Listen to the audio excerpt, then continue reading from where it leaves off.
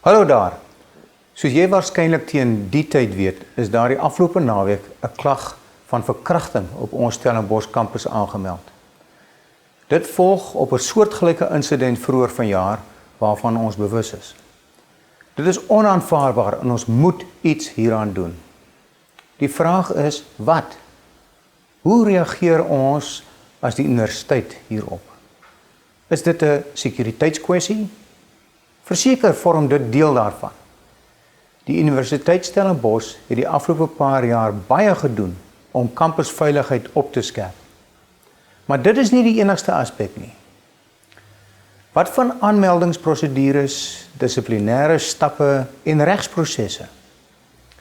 Weereens het ons baie goeie prosesse in plek. Daar is tekortkominge, maar ek dink nie dit is waar die groot probleem lê nie. Daar bestaan die wanindruk dat sekuriteitsmaatreëls en kriminele vervolging verkrachting kan voorkom. Dit kan nie. Dit is belangrike afskrikmiddels, maar dit sal nie die probleem van geslagsgeweld wesenlik oplos nie. Die probleem strek veel verder. Dit gaan oor 'n heersende houding in die samelewing van disrespek teenoor vroue, wat as die norm aanvaar word. Dit is 'n probleem in ons gemeenskap in geheel, nie net Stellenbosch nie. Ons kampus het dieselfde mense as in ons skole, politieke en leierskapsomgewings, in ons winkels, strate en kerke. Ons is nie geïsoleerd nie. Ons word beïnvloed deur die breër gemeenskap en ons kan ook die gemeenskap beïnvloed. Dit is ons plig. Ons moet Suid-Afrika 'n beter plek vir almal help maak. Geslagsgeweld is 'n probleem wat ons met die breër gemeenskap deel en ons het 'n spesifieke verantwoordelikheid om dit aan te spreek. So, hoe doen ons dit?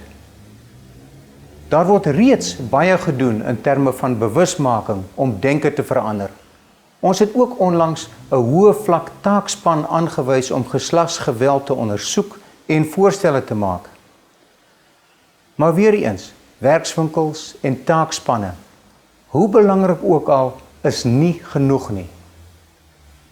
Almal van ons moet ernstig introspeksie doen. Ons moet die wete ontwikkel dat respek vir vroue nie voorsienbaar is met gedrag soos verbale misbruik, seksuele teistering, onvanpaste grappies en wolwefluite nie. Dis 'n gesprek hierdie wat mans moet hê. Wat beteken dit om 'n man te wees? Wat is die raamwerk vir manlikheid wat konsekwent met sosiale geregtigheid is? Hoe verseker ons almal besef dat mans en vroue op dieselfde menseregte geregtig is? Dat almal se stem tel.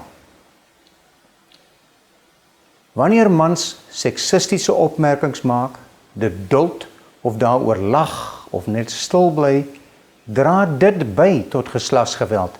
Dit is wat moet stop. Mans, nie net vroue nie, moet standpunt inneem teen die objektivering van vroue.